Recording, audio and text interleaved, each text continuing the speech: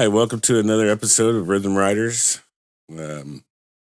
We have a very special guest in the studio today with us. Well, she's over the phone, but why don't you tell us your name? My name's Asma Whitekiller. Thank you so much for having me. It is a pleasure to have you. You're one of my favorite people. You inspire me just through, what we both... We just connected when we met. We had a great friendship connection, and I'm happy to be doing this, and I'm glad to know you as well. I'm excited. All right, so where are you from? I was actually born in Kuwait, and that's in the Middle East. Mm-hmm. Both my families are Palestinian, so we come from the Holy Land. And my mom moved us here when I was 9 to the U.S. So now I'm an American citizen. But, there was that journey, that immigrant journey here for me. Wow. How old were you when you guys came here again? I was 9. You were 9. Wow. Palestine. Yep. That's hardcore. Yeah. From the other side of the world.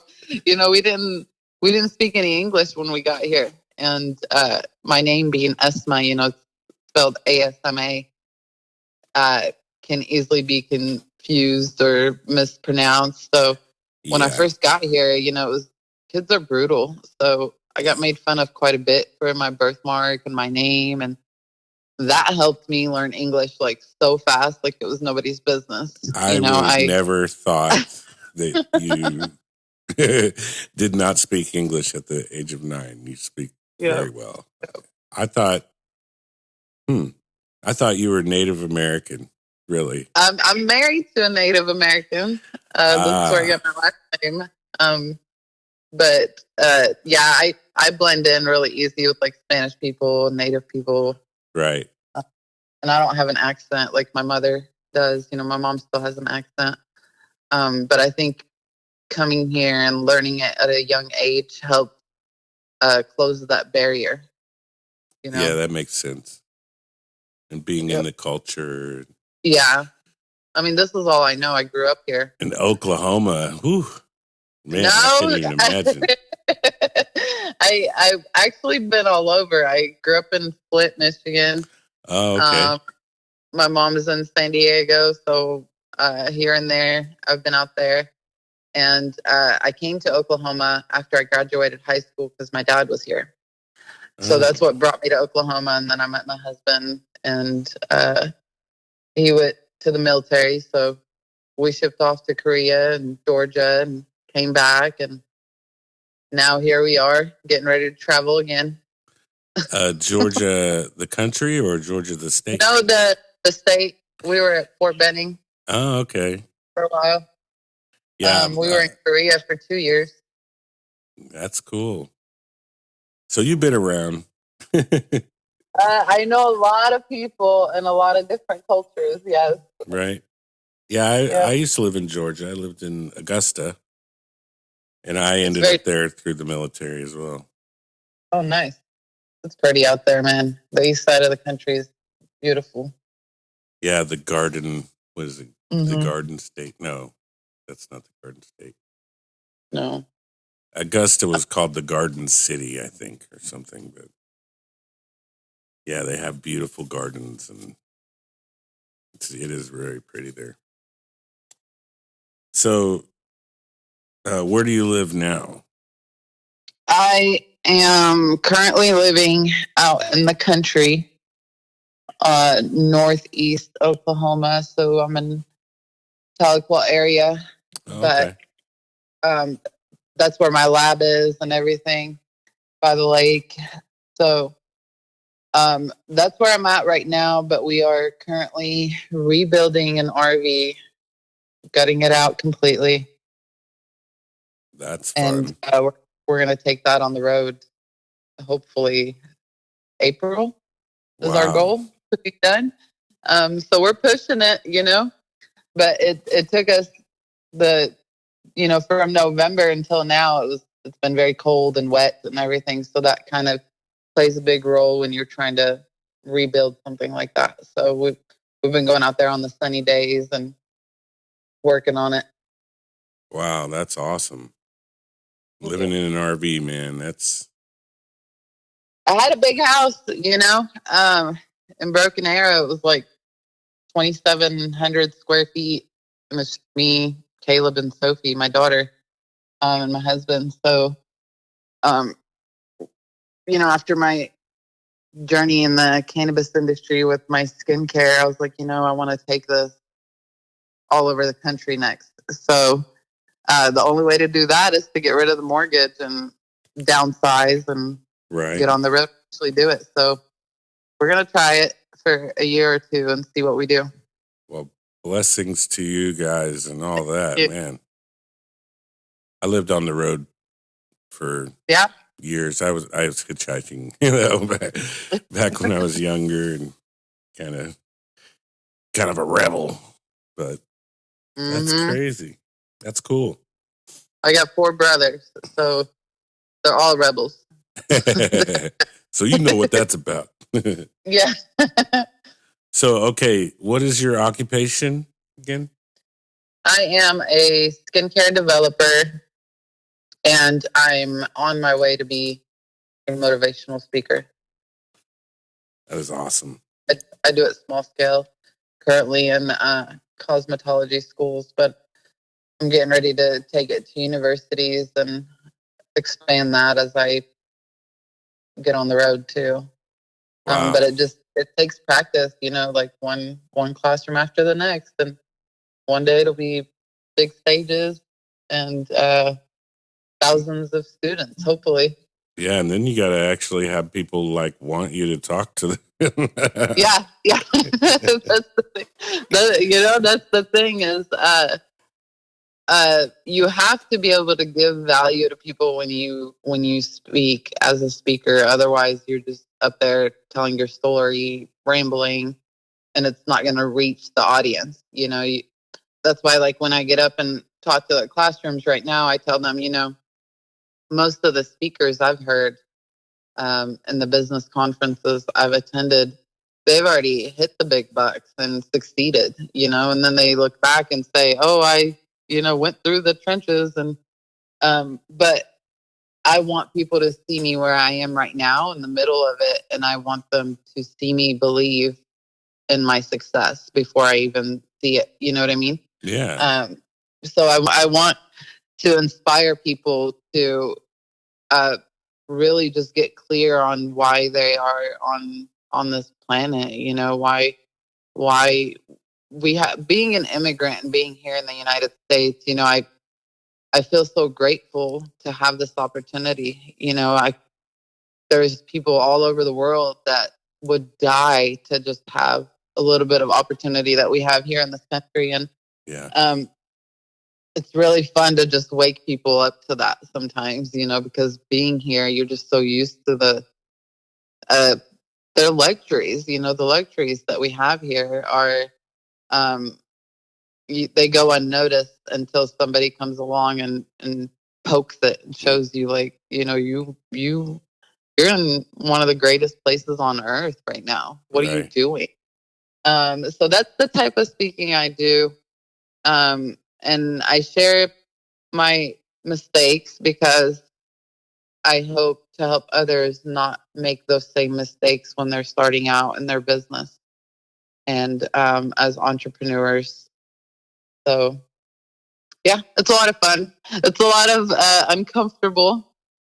Yeah, I was going to say, but I like to challenge myself, man. I like to just keep pushing myself. So I want to see it through. I called the big dream, and I'm at the point where I can't turn around because I have a child that's watching me and she understands everything I'm doing. So at this point, I just got nowhere to go but forward. Yeah, you got to be careful with them kids watching, man. Oh. Yeah. Yeah. Wow, you have to have a lot of faith in yourself, to, you're wanting to go ahead and get out now. And you want them to see you grow. That's amazing to me. You must have a lot of faith in yourself and what you're doing and in the world that you're in. That's pretty cool. Yeah. It took me a long time to get here too. I feel like I'm right there on the cusp of it. Just 2 years ago, my mindset was not where it was, like where it is today. I feel you. A lot of it really has changed in the last 2 years. I went through a lot of rough patches, launching a business in the middle of COVID. I make products for babies, but I was in the cannabis industry where, moms and babies couldn't access it. So I faced a lot of like, I did this wrong and did this wrong and did this wrong. Okay, how do I fix it? How do I pivot? How do I pivot? So I kind of like started imagining myself in a boxing rink and just pivoting, until I found somewhere where I'm comfortable. I work with spas now and medical professionals with my skincare brand. That is cool. It feels really good, use your emotions as your compass. Right. Yep. Yeah, like, how you feel about people and yeah. Yeah, man. Wow. That's cool. I know a little bit about you. It's, your past. Yeah. We both have been kind of in the same places a couple times, and to hear you say this now is like, I'm just proud. I'm proud of you. That's really cool. I appreciate you. Thank you. That's I guess that's what makes me different from all the other motivational speakers out there is I'm doing it before I get to my goals. I've reached a lot of my goals so far, and I'm very proud of that. I earned a lot of awards in the industry. I got my brand out there. I'm trademarked. Things like that. I've hit those milestones, but the big milestones. I want people to see that it can come to life, and I want to be the proof of it. Like I don't want to succeed and be in my have all the cars and this and the foundation, because I'm not doing it for money, really. The money is needed to be able to build foundations and help other people. Yeah. So I simply just say, it's on the way. I just don't have access to it yet. So when I can access it, I'm going to do this and I'm going to do this. And it just helps others feel more connected to the message I'm trying to say, because you're not I'm just too like high you. and mighty now. You're yes, right where a lot of these. I'm in the grind. I'm right there. Yeah, I'm right there doing the work, and I'm not where I want to be yet, but I have faith in it, and I want you guys to be here for the story, be here for the journey. So hopefully I get there, because I'd be doing all this, So it's very scary at the same time, because I don't want to let my family down. I want to make sure that I do what I say. And that's one of my, I guess, if somebody were to ask me what is the characteristic of mine that I like, is I do what I say, Yeah. If I say something, just know that here comes the work and I'm going to do it. Yeah. Hell yeah. All right. So, what is your work environment like? Like, and like what shift you probably, if you're okay. An entrepreneur. So it depends on what I'm doing. I play all roles in my company. My husband is full time with me now, but before March, he was last March actually. So we've been going on a year full time in it together, not just by myself. But when I'm making product, I'm in a laboratory setting. So I'm gloved up. I've got my apron. My hair's put up. I work with the only equipment that I have is blenders. Everything else is handmade. And then when I'm at events, my work environment is in the public. So, I've got my tent and my table and my swag, and I'm talking to people.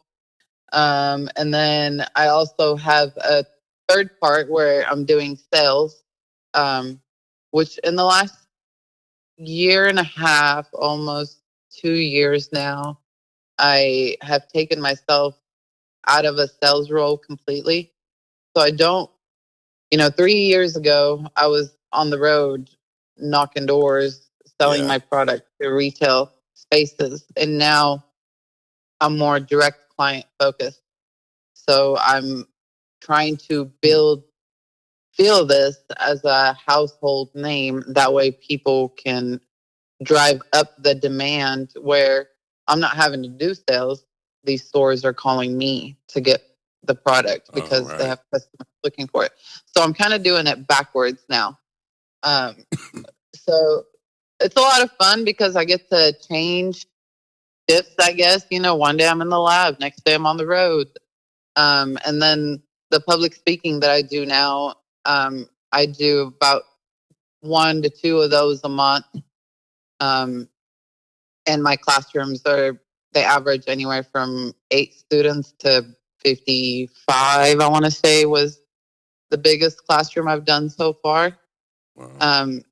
So I just entered, I get up every day and I'm like, what do I got to do today? And then I just make a list of a bunch of things, but then I make sure I get done with the first 3 things, no matter what. So as long as I get my first 3 things done, I feel okay to not put so much pressure and stress on myself to get all the other things done. Because as a small business owner, the task list is never done. You're never done. Yeah. So there's always something to do. Ain't that the truth? Yeah. Well, so what is your morning routine like? I get up. I have a journal that I use for everything. So I get up and I turn over my notebook, and I start with the things I wrote yesterday that I didn't get done. Okay, I move them over to today's page, and I listen to people like Eric Thomas and Bob Proctor, and so I play a little bit of that, and then shower, get ready, and go on for the day. But I don't have like a crazy morning routine. I try to be as calm as possible because, when you first wake up in the morning, that's when everything hits you and all the thoughts hit you. Like, I got to do this, I got to do that, and oh my God, and they said this. But, you start getting emotional and stressed out and upset first thing in the morning because you're remembering everything from yesterday, right? Yeah. So I try to now make my morning as calm as possible, and I try to not think. So I try to get quiet before I go and do the thing.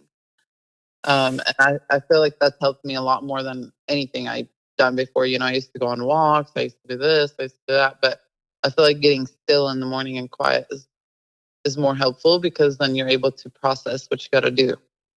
Right. And you're not so pressured. Yeah. Yeah. Because, I used to wake up with full-blown anxiety, Yeah, that makes total sense. Yeah. And I had to overcome that. Like, okay, what do I got to do to change my panic in the morning? How do I make my shower experience a lot more enjoyable? So I, the gratitude thing really works.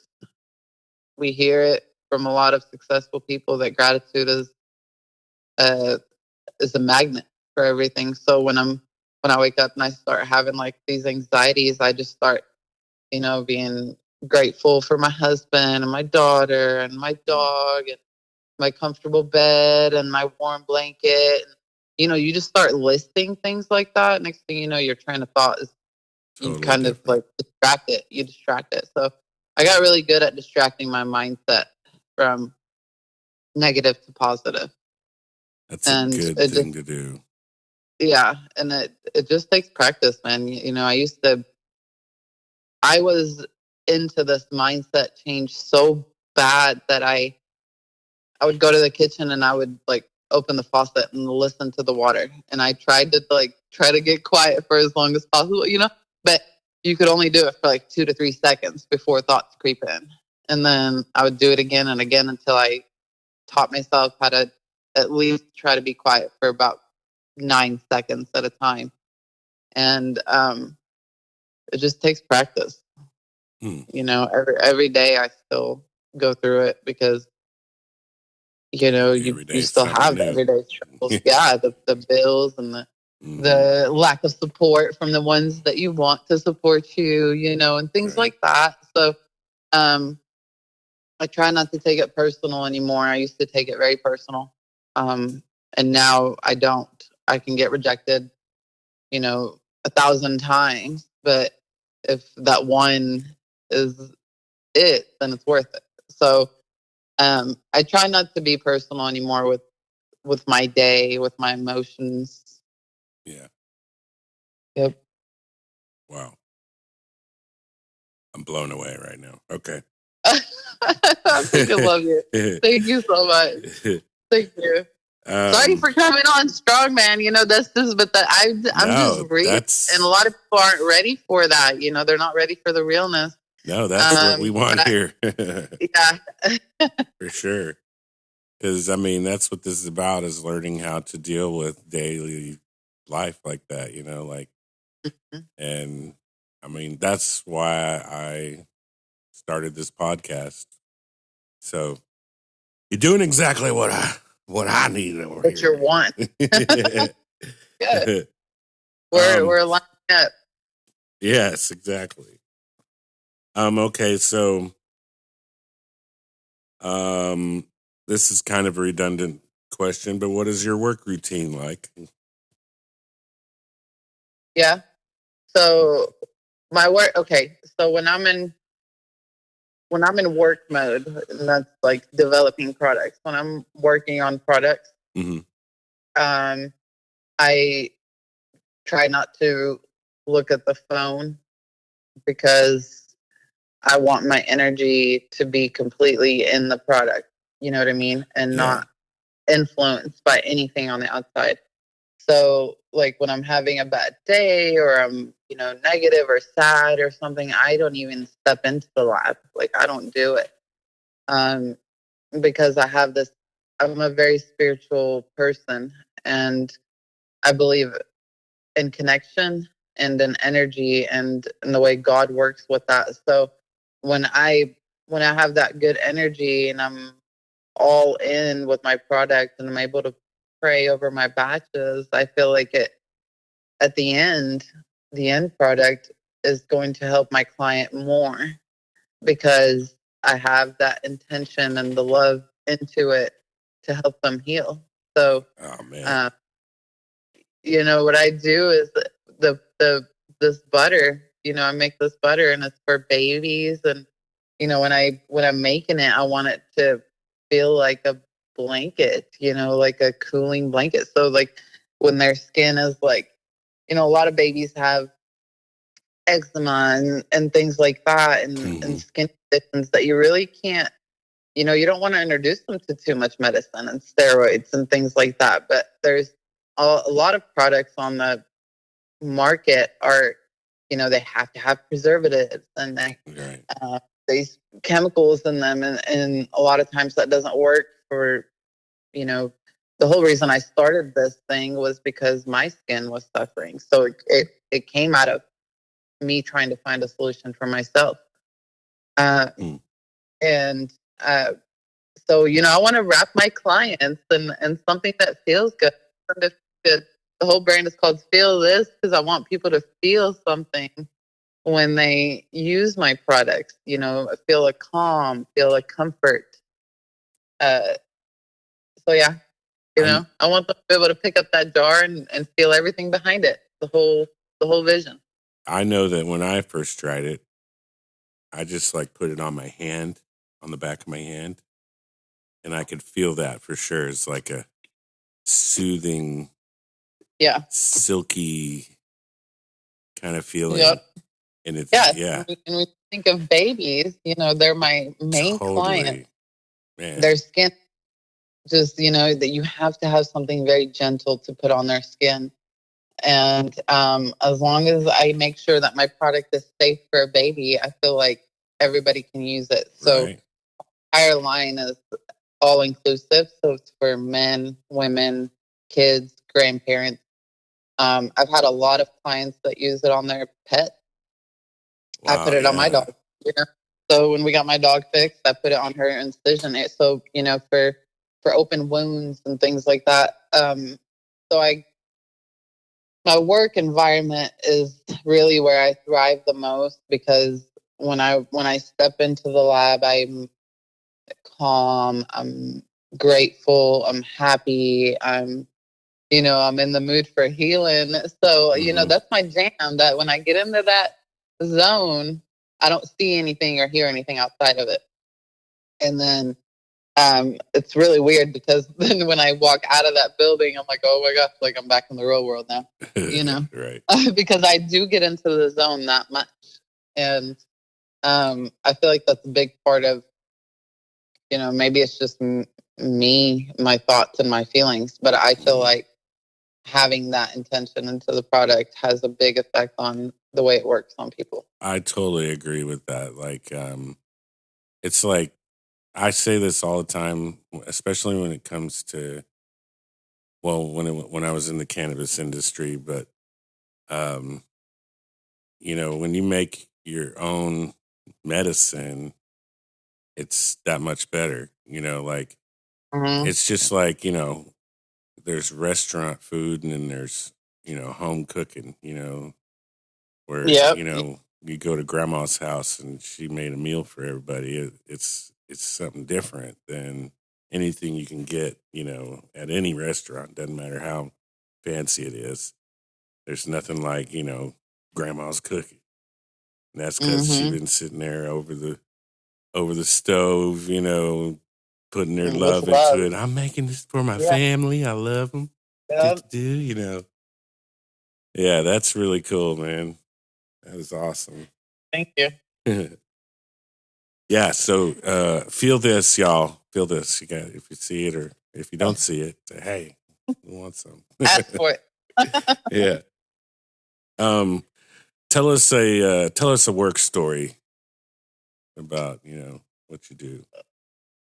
Okay, I'll tell you a funny story. A good one. Okay. Not because I have a ton of stories where, like, I got clients bawling to me because they finally found something that helps them, right? But let's give you something that shows you how much I believe in my stuff.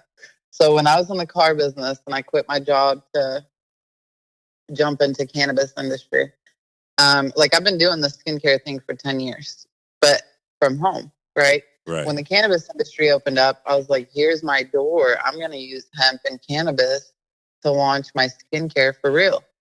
And, do it as a full-time business, not as a hobby, not from home, just a legit brand. And I was a girl in the car business world, but I rocked and rolled. So I had a lot of pushback, a lot of people talking smack, a lot of people, you're going to go bankrupt, you're going to, this and that. And there was one point, this is where faith comes in. You believe it before you see it, right? I had one of the managers, he was trying to throw me under the bus to the owners of the company, or is what I felt like he was trying to do. But he was like, oh, Esma, she makes really good weed chapstick. Okay. So at the time, it was just an idea for me, is to put cannabis in it was just a desire. I wasn't a processor. I didn't work under a license yet. I didn't have, what I needed to be able to do that, legally. So I believed in it so much that I was like, you know what? The day I do, you just wait. It's not going to be just really good weed chapstick. It's going to be the freaking best.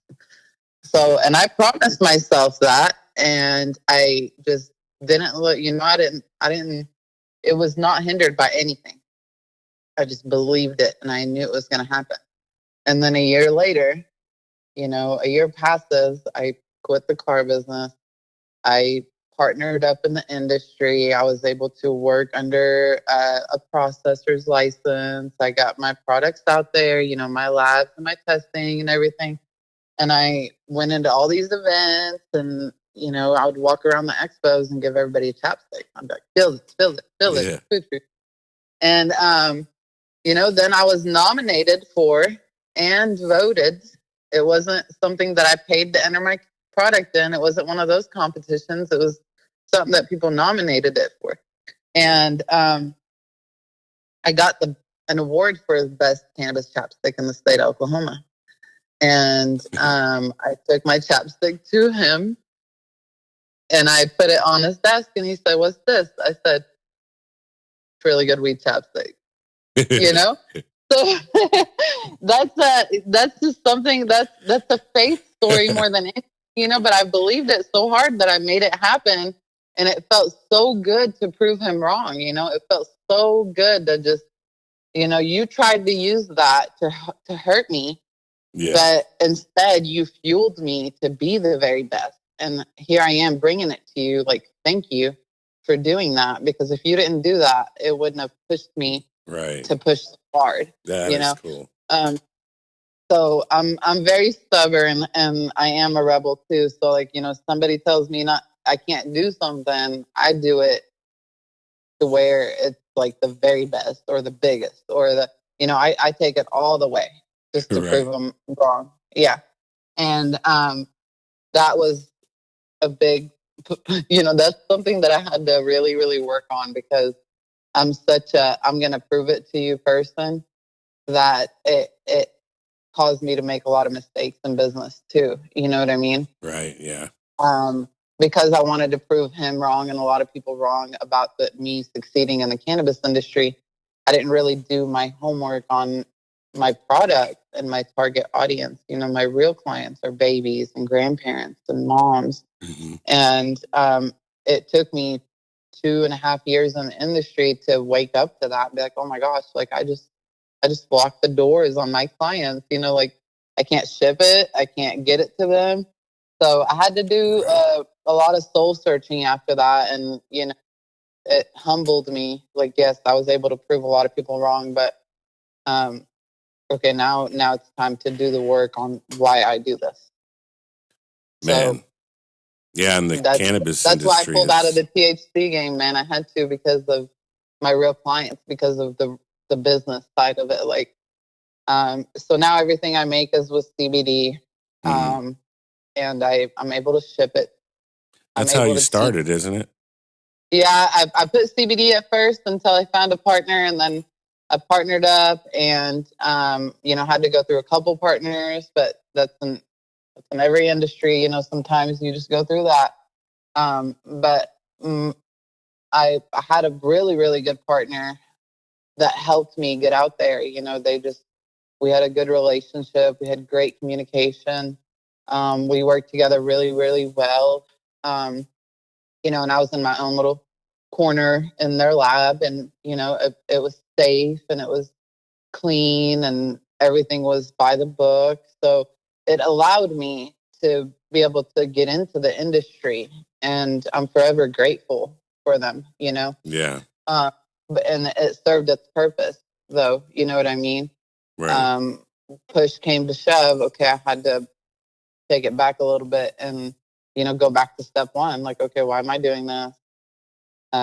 Who needs my product? Where do I need to be? What do I got to do? And that's just how it went, That's awesome. Thank you. What do you do in your off time? Hobbies, clubs, activities, etc. Right now, the only thing I do in my off time is build this RV. So on the sunny days and everything, I'm in my sweatpants and stained t-shirt and we're up there, just getting dirty. We're putting our heart into it. My husband's building every piece of furniture in there. We gutted it completely, like to the metal. So, yeah. And neither of us have any kind of construction experience or anything like that. So we're having a lot of fun with it. It's challenging and fun, and we took my kid out of school. Like, that's how much I believe in it. Like, she's in online school now because I know I'm getting ready to travel. Yeah. So it's the next thing. But I love the river. This is the best part of Oklahoma, in my opinion. Right. I love the eastern side right here. Have you been to the river in Tahlequah, Illinois? Oh yes. Yeah. I love it. That's like my sanctuary. It's so beautiful. Yes. And I go out there and I, meditate and I pray and I put my feet in the water and like all summer long we're there, even in the winter, like now. The creeks in town, and like I love taking my dog and just being out in nature. We love to travel, so any chance I get to do an event outside, I do it. We just load up and go. I love to cook, Yeah. But because I'm so business focused right now, and because I'm so like on this, in the grunt work pretty much, I don't have a lot of time. It's not that I don't have a lot of time, it's I don't make time to just chill. Well, I mean, it sounds like most of what you're doing for work is also what you love to do. Your hobbies. Yeah. Those are your hobbies. Yeah, my hobby is my work, so it's like I don't have any days where I dread going into work or anything, it's because I do what I want. I do what I want when I want it. Like, okay, Monday I'm going to the lab. Tuesday I'm going to this. Wednesday I'm on the road. Thursday we're at the RV, Yeah. So that freedom means everything to me, because right now, I mean, there is no freaking way I would ever go back to a corporate job anywhere. And they couldn't pay me enough. I get job offers almost every other week to go back in the car business. But really, I politely decline. Man, I was a shark, dude. I was not in sales, but I was in customer service. So I was a service advisor. People would show up, their car would be broke down, they'd be freaking out on me, and I'd turn around that experience and make them love me, and I'd take care of them and prep them for what's next, what they got to spend on next. So then my clients, I trained my clients to come to me. You know what I mean? Right. So, and I just built the reputation in the car industry that, people are still trying to get me to go back in. And I'm like, no, man, I'm still doing this thing. Thank you so much. You'd have to pay me a few racks to do that, but I still wouldn't do it. So it's like, I would love to get back in it, and the money, the money was great in the car business. Right now, being a small business owner in Oklahoma, full time in it, both of us, this is our only income, so it's rough. It is. I'm not gonna lie. There's days where but that's where faith comes in, man. It just shows up. Anytime I get low and I get scared, here comes a phone call from somebody that, had an experience with my product, and they're sharing that testimony, or here comes an order. Like, it just, every time I get down, it picks me back up on its own. So it works out. Yeah, I just learned to let go. It's one of the hardest things I've had to learn, and still am learning, is to let go and just let it be. Right. Mm-hmm. Well, is there anything you would rather be doing in life? Right now? Yeah. Not really. Not really. I think I'm exactly where I'm supposed to be, If I could be anywhere, I would hurry up and get this RV done and be where I need, where I want to go. Right. I want to prop my tent up on the beaches on the coast and share the vision of sustainability and help future generations, be more sustainable than we are. And I think that, based on my market research, closer to the oceans is where you have more of the demographics that has that mindset. Right. So, whereas, over here in Oklahoma, I'm talking about straws and people are like, what is she, yeah. What is she on? Nobody cares about straws here, but it's such a big deal, in California that, they're charging you for plastic bags out there. So, I'm pretty much what I did is I had this practice run in my business here for the last 3.5 years or so, 4 years. And now I'm ready to take it nationwide. At the beginning of this year, I haven't shared this with a lot of people, but I made a goal to myself. I said by the end of this year, this brand will be a nationwide brand. So that's one way or another. I'm going to make it happen, and now I'm already in March. So the clock's ticking for me. But I would not run. I wouldn't want to be anywhere else doing anything else. Go ahead. Go ahead. I'm sorry. Oh, no, I was just going on and on.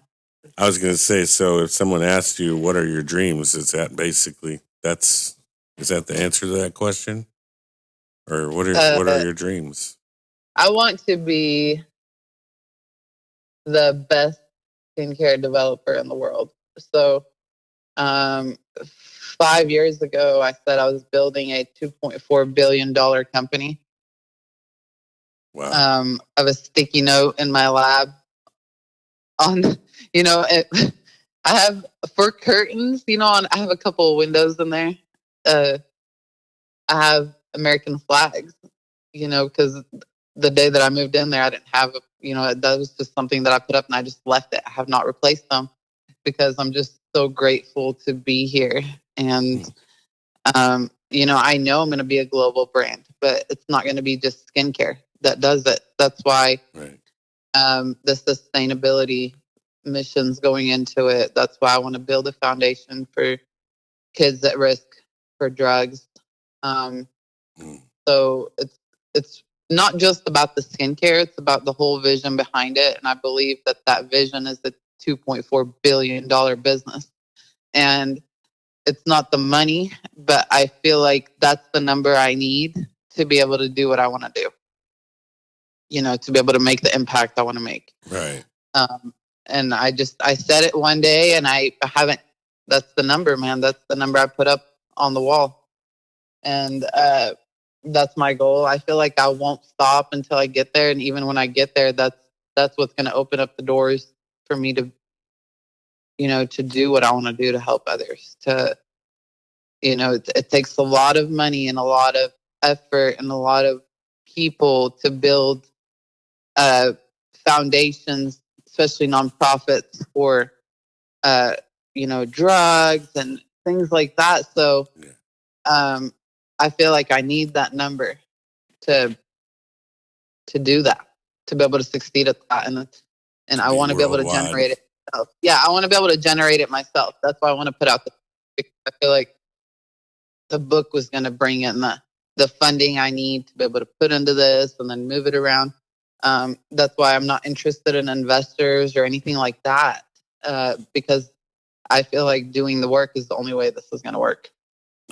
Makes sense. I mean, it's weird. You start getting investors, and they start wanting you to do things the way they want things done, and well, I mean, I went through that. Yeah, I went through that experience where I met a lot of people. I sat down a lot of tables, man, a lot of conversations.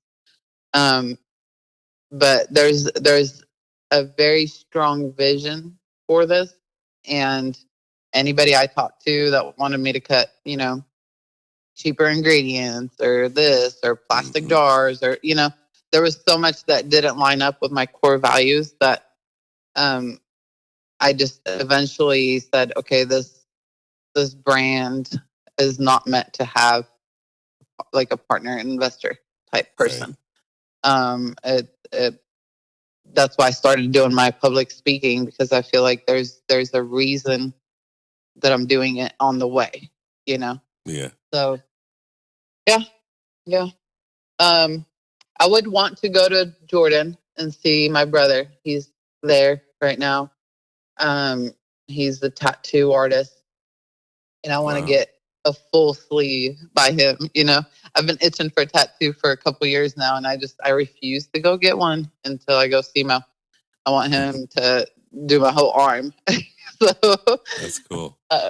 Yeah, that's what I'm working on right now. Hopefully, be able to gather up some time and some funding to be able to go see him and do that. So that would probably be an interesting bonding experience. Yeah. The little brother just went to see him, and it's been a long time. And you know, it's one of those kind of like those homecoming videos with soldiers, except for with our story, it's immigrant kids separated by deportation kind of thing. So it's really, really. It's that my brothers are a big reason why I'm doing this. They, you know, I want to show them. I want to show them the way. I want to help them and help a lot of other, you know, kids like us. So that's beautiful. Thank you. It's from the heart, man. Yeah, yeah. If it ain't from the heart, then it ain't cool. I don't know. I was trying to come up with something. What activity gets you through the day?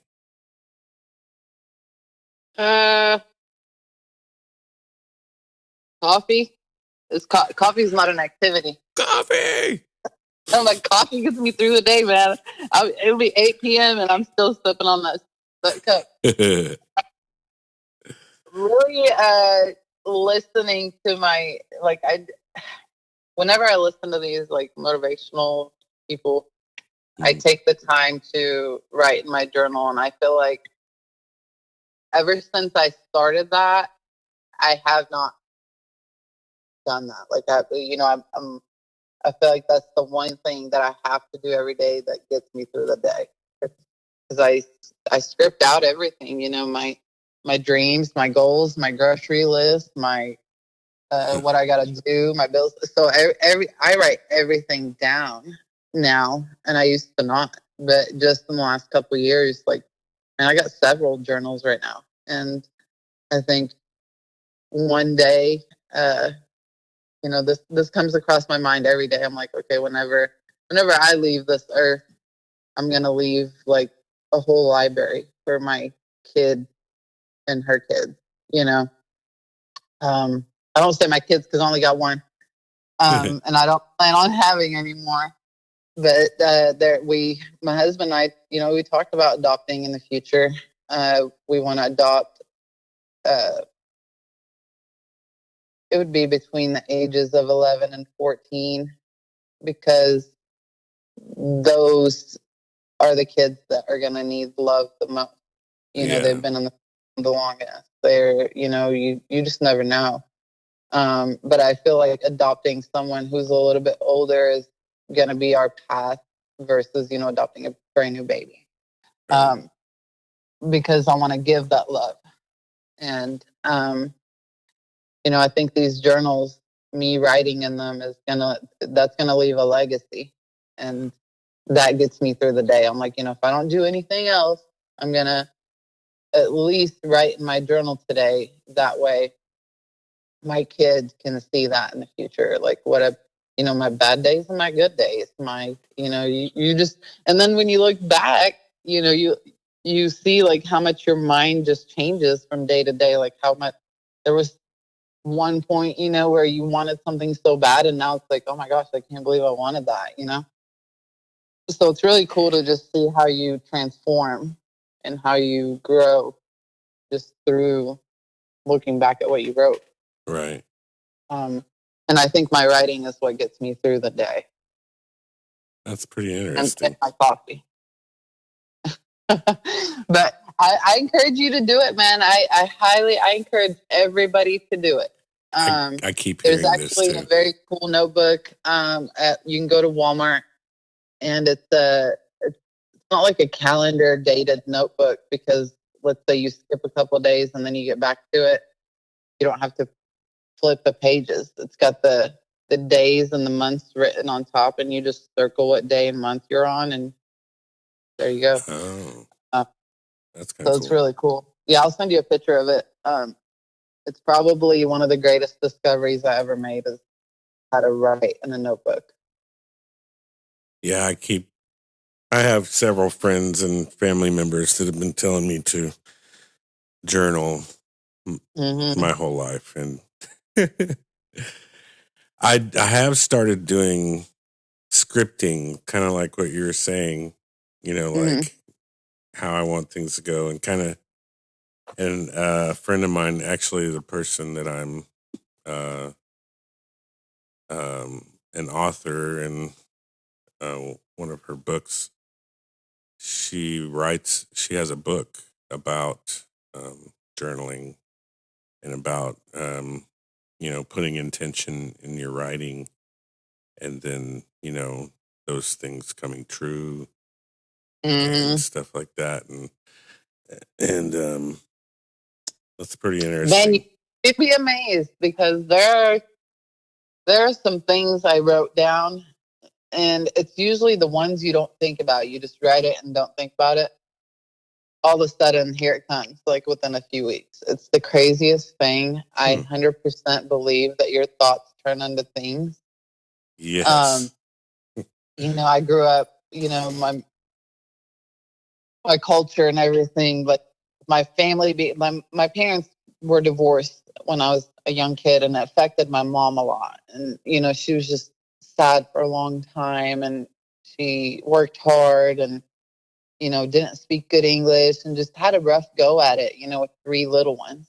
And that experience made me, be like, I never want to go through that. So I was just, I seeked it too. I was looking for it. I was looking for a way out. I was looking for a way to change that for the future generation, at least mindset wise. Yeah. Because, if you're unhealthy and you're just, let's say, sick, and, I'll just use my mom as an example. She was sick, and she was on the phone with her friend. She was telling her, I'm sick, I'm coughing. She got on the phone with her other friend. She said, I'm sick, I'm coughing. I said, Mom, what are you doing? You're just repeating over and over that you're sick. I was like, so all you're attracting to you is sickness. You need to just say, I'm getting better. I'm feeling a little better. I'm feeling better. I'm feeling better. The more you say that, the more the universe doesn't protect you from your own thoughts. So you get what you're thinking about, whether you want it or not. It doesn't say, oh no, this is a bad thought, we're not going to bring it to you. It's not biased. So it works to perfection. It brings you everything you think about. And that's something I'm playing a game with right now. It's kind of like an imagination game. So I close my eyes and I picture like opening the cabinet in my new lab, like what I want it to look like, what it feels like, and I feel like doing that is going to bring it faster to me, if that makes sense. So I don't know if it works, but I have proof that it's worked for me a few times in the past.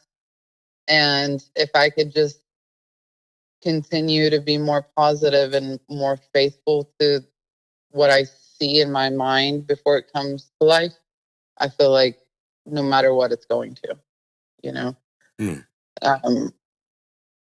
just like using that chapstick example, like I saw it in my mind. I knew I was going to be the best, and, it just happened. Everything in the universe conspired for it to happen. All the clients that I had in the industry, all my dispos, all my blood tenders, everybody was, they're all about it. I had a lady that still to this day, you'll notice she'll comment on some of my posts. She'll say best chapstick in the world. I mean, she put it out there. Mm-hmm. So eventually, a few months later, I was like, you know what? I do make the best freaking chapstick in the world. And one day I'm going to be bigger than birth bees. And I believe that like my own heartbeat, you know? Oh, it's definitely better than... You know, so it's just got to get there. It's just got to, you know, it's on the way. It's on the way. And it's very, very hard, you know, when you're living the hard times and you're, you know, because I've been there, you know, I've been through poverty, divorce, racism. I've been through abusive relationships. I've been through my best friend died, you know. I've been through addiction in the family. I've been there, done that. And I've always survived. You know, I've survived up until now. And I think it's just about reaching for the better thought. So instead of being sad or heartbroken about what's going on, I keep reaching for what feels good. Okay, so today's a crappy day, but you know what? My car feels great. It runs smoothly. I love my radio. So you just start making these lists, and then eventually you just get good at it. You know, it took me 2 years of practice, and I'm not great at it, but I feel like I got the hang of it, if that makes sense. I feel like I'm on the way. Totally makes sense. Yeah. So, yeah. Well, speaking of good radio, what song gets you through the day or week? What's your favorite song right now? So, my favorite song is a song that my husband used to sing to me, still sings to me sometimes. Is "Save Room" by John Legend. Save Room by John Legend. Yep. Well, let's listen to it. Okay.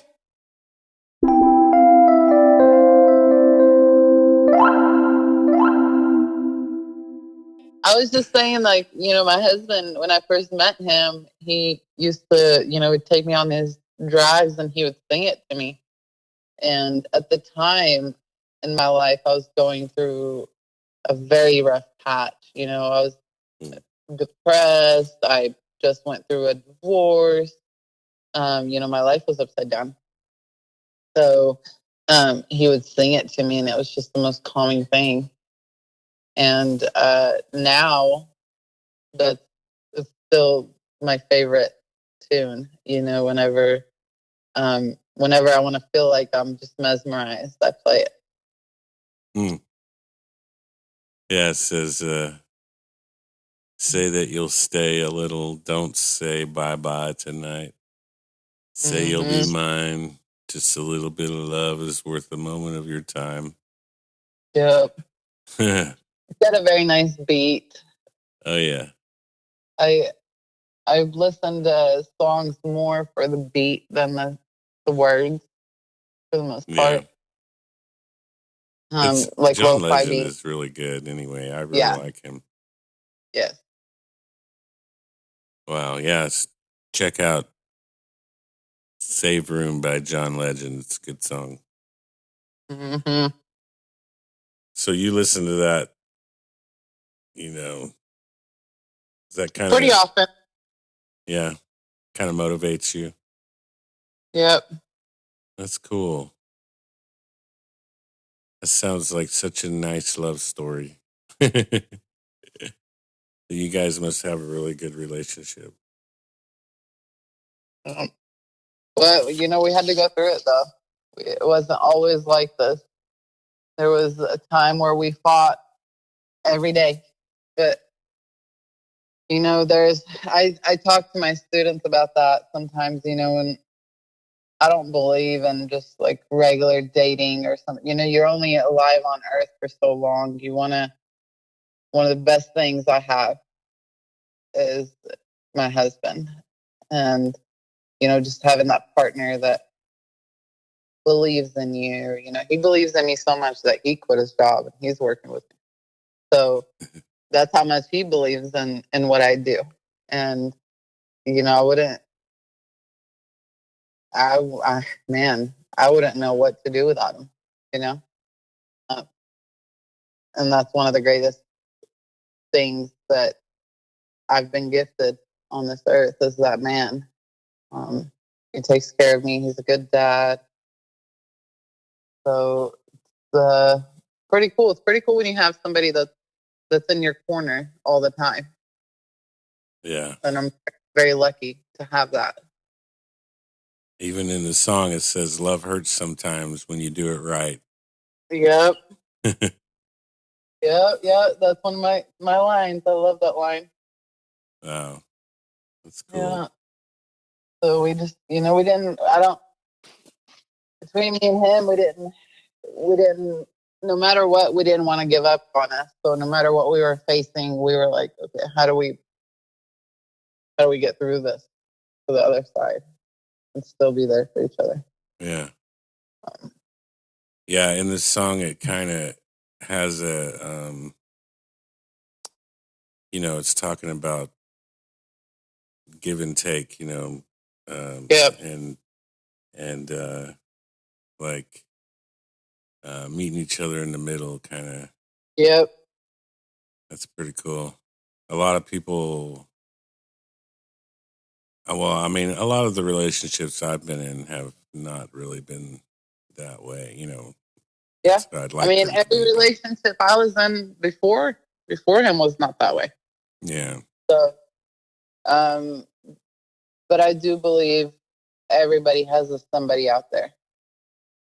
Yeah, me too. And it's all about learning to love yourself first and know what you want in life. Because if you don't know what you want in life, then you're not going to know what you want in a partner, and you're not going to be able to find that alignment between the two of you. It was pretty rocky for a long time. He was in the military. We were in the car business. We worked 60, 70 hours a week. It took a toll on us. We made a lot of money, but we didn't enjoy it. Yeah. So, because it was all like on babysitting and this, so now I feel like we're pretty in alignment with what we want in life. He wants to help people as much as I do. And I have this talent that brought about this whole brand. And, he helps me with everything from carrying all my jars to setting up my stuff at events. And, he's my right hand right now and everything. That's a blessing to have. It is. Like I said, I'm very lucky to have that, Mm-hmm. He probably feels the same way. He better. He better, dang it. Right? So, what is your religion, spirituality, or philosophy? So this one's a little weird. Well, Okay. Good. That means you're being honest. Yeah. Well, I grew up Muslim in a Christian society. Mm-hmm. So I came from the other side of the world, different cultures, different ways, different language, different beliefs. And I've just kind of being exposed to everything that I was here. You learn with experience, you grow with experience. Mm-hmm. And all the experience I've had, just, I have no doubt, not a single hair on my body doubt that there is a God. And there is a God, and he created this world. And I believe God is not someone who wants to, send you to hell or heaven for being a good or bad person, because, he gave us that free will to create, to do, to choose. And he created us in the best image, right? So I feel like if I were to describe what I believe in, I believe he's nothing but pure positive love and energy. That's where, the law of attraction works and things like that. Like, when you're not in alignment with your faith and God, you're on the wrong path, and there's a lot of negative emotions and negative experiences. But when you learn to be grateful and be giving and loving, when you act with love, I feel like you're closer to being in alignment with what created you. Yeah. And my family, our families are, I have a Muslim side and I have a Christian side. So teaching my little one, I just kind of found the median because, I look at Jewish people as well, and I look at Buddhist people as well. I study religions. I study different cultures, but that's just because I'm a seeker, Yeah. But I kind of combined a lot of what I learned from all these religions, and I was like, okay, this is what it is. I believe in God, and I believe that we're all on this earth for a reason, and I feel like as long as you work with your reason, as long as you find your reason, your why, I feel like my why is to help heal future generations. And to teach them to be better than us. So it's a subject that can offend a lot of people, because a lot of people want you to believe what they believe. And if you don't believe what they believe, then, well, you're damned, So I'm not biased to any religion out there or culture. I'm just more of I blended all of it together, and I'm like, okay, so we're in this big universe. We're here for a reason. As long as I live my life, not stealing, not lying, as long as I do good, then I did what I'm supposed to do on earth. And I walk in faith. This whole business of mine is a leap of faith. I felt like, I didn't have a plan when I quit the car business. I walked away from all of that without a plan, just on blind faith that it was going to work. So, yeah, I'm a very, very spiritual person. I don't step outside without being thankful. I don't step inside without being thankful, if that makes sense. Totally makes sense. And yeah, I don't see the weird part in any of that. Personally, I think I'm a lot like that myself. I know other people that are different, but I definitely, God is love. God is, I totally agree with everything you're saying. Personally, I know that there are probably other people that, may not, and that's fine. Well, we're not put on this earth to force our beliefs on other people. That's not what our job is. Right. We're put on this earth to have an experience. You don't, I don't believe that there's an eternal heaven or hell, because we're all a little bad and we're all a little good. There is no perfect person. Right. So, I just, if there is a life after this, I just have to wait till I die and find out what happens. Yeah. But I believe that, religion is it's misinformed a lot of people on earth. Mm-hmm.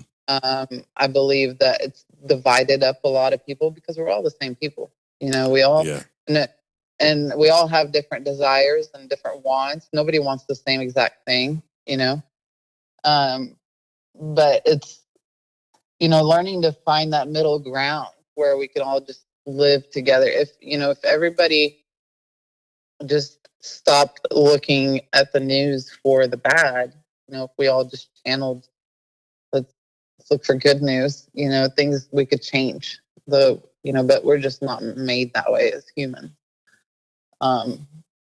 So, it's a subject we could talk on for hours. True. Really could, I believe that there is something out there that's given me this purpose, and I believe that I'm supposed to do something with it. That's why I have such a big goal. Right. And I believe I'm going to get there, and without having faith, I wouldn't be where I am today. If I didn't believe that what I'm working with is a gift from God, then I don't think I would be as successful as I have been on this journey.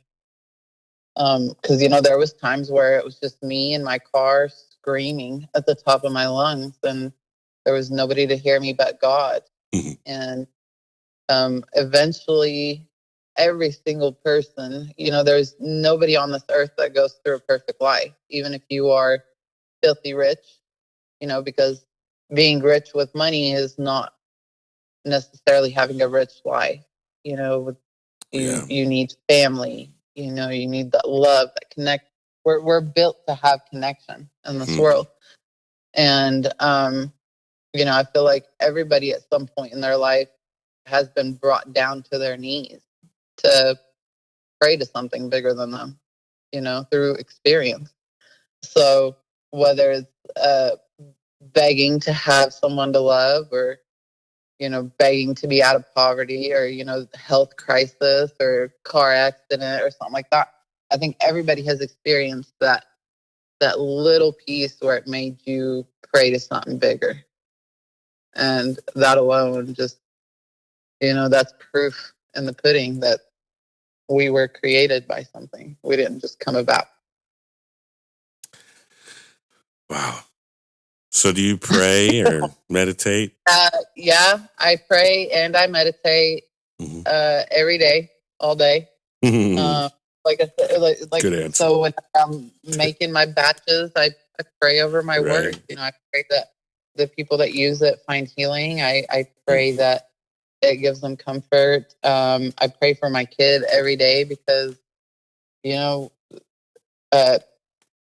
she's growing up in an entirely different world than I am, or our parents.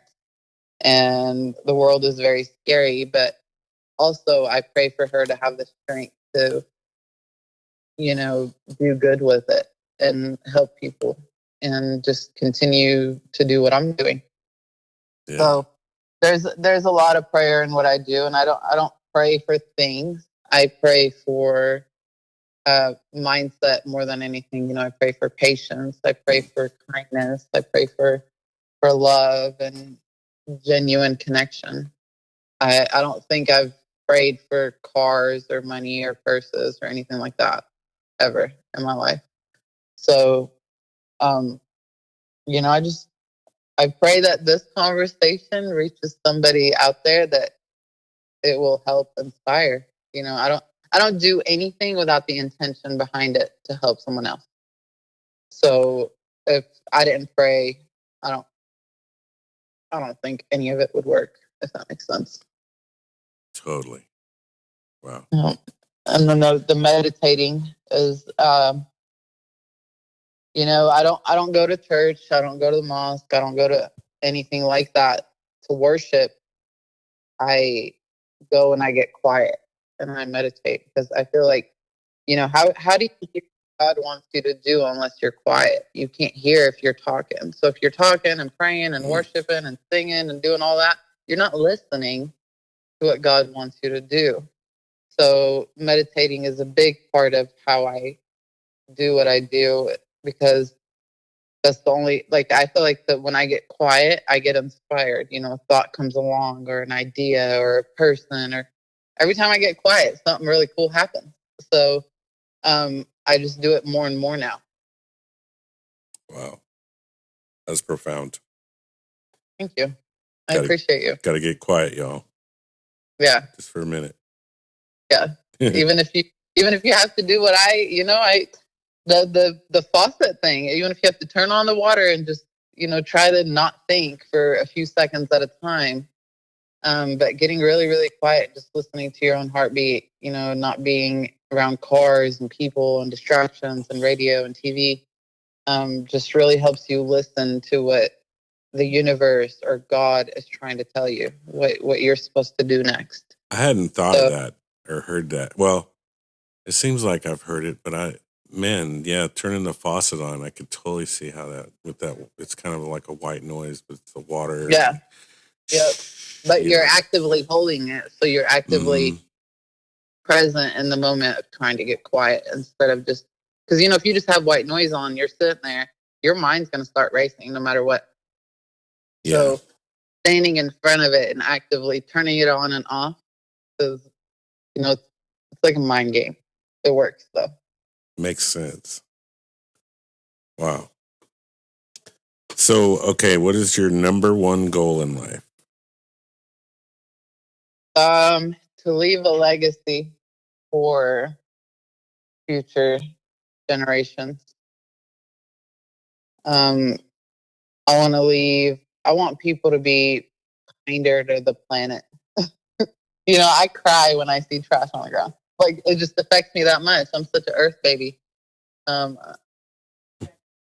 a Virgo, so maybe my sign, my earth sign has something to do with that. I don't know. But, I just want people to care for what we have. There's so many people out there that are just like lost, and the way we live today, we just consume and throw away, consume and throw away. We're just in this disposable society. This is what live in a disposable world. And I wish we could take it back a notch and just, learn to all get quiet and just a little bit. I think if everybody can get quiet, if they can learn to do that, we'd all be a little bit more gentle towards each other, because everybody's so busy and going so fast. The internet, the technology is what made us that way. It's a blessing and a curse. Right. So, I want people to hold on to the essence of being human, being human, and just, put your feet in the dirt and just, feel this world that you're in. Heck yeah. If people could take that away from, my biggest thing I do in life, I think I would do a great job. That's cool. So, what would you say is the best thing to know living on this earth with other people? The best thing to know is you can't love somebody for them. You have to let them love themselves. You can't save other people. It's not your job to save other people, but it is your job to be kind to other people. Wow. People are weird. Humans are weird. Humans are, we're living, breathing things that do what, everybody does their own thing. And there's 8 billion people on Earth, so we're all taking up space, and we're all taking up, everything we do affects the future. So I don't know where I was going with that, but I wish I could just help others be more mindful. Wow, that was it was pretty profound, though. Yeah, I don't know where I was going with it. I kind of got sidetracked a little bit. That happens. I just want people to slow down a little bit, because when I slowed down, I found inspiration. Every time I slow down, I find happiness. So if I could teach that little trick to people, I feel like I could help them. Right. There's only one thing you can control in this world anyway, and that's you. Yeah, it's yourself. And so, yeah, got to start there. Huh. Well, man, this has been a really good interview.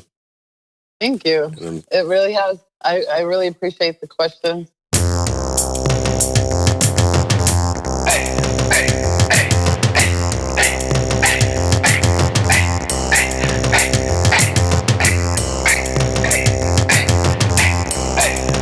Fear is the mind killer. Fear is the mind killer. Fear is the mind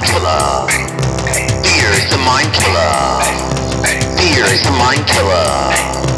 Fear is the mind killer. It's the number one mind killer. Fear is the mind killer.